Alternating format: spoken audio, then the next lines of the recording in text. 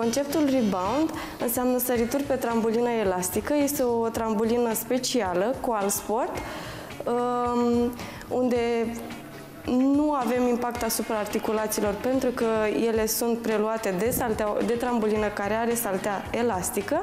Se desfășoară exerciții din aerobic, se formează o coreografie, se pornește cu pași de bază, iar la sfârșitul orei se formează coreografia, se repetă, se lucrează pe muzică, energie, veselie, totul este distractiv.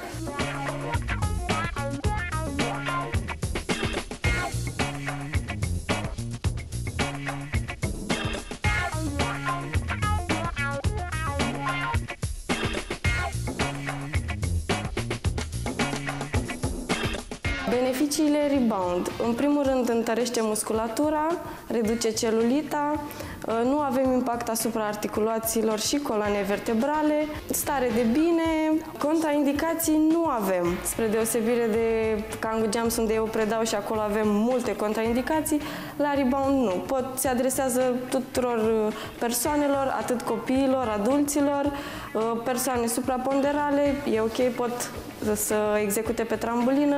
Nu există riscul să cazi de pe trambulină atât timp cât te obișnuiești și te familiarizezi cu ea.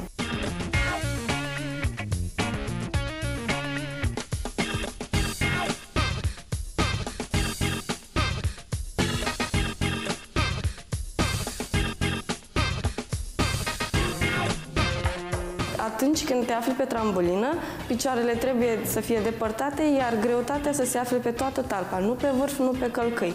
Pentru că atunci când te afli pe vârf sau pe călcâi, te afli în dezechilibru. Așa, stând pe toată talpa și abdomenul, bineînțeles, încordat, îți poți găsi centrul de echilibru și te poți împrieteni foarte repede cu salteaua. Pe durata unei ore de rebound, se începe cu o încălzire, încălzim toate grupele de mușchi, după care se lucrează atât pe trambulină, în picioare, cât și pe saltea, abdomene.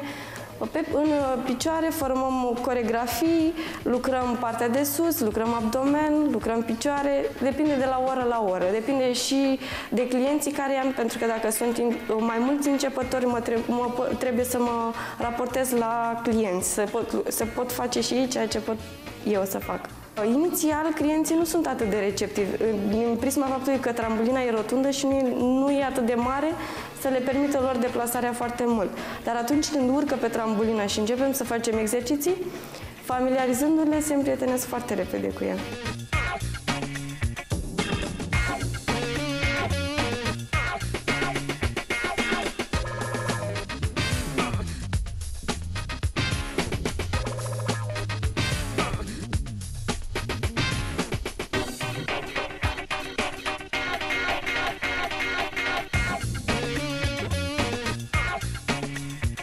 Am practicat mai multe sporturi, dar de rebound chiar m-am îndrăgostit.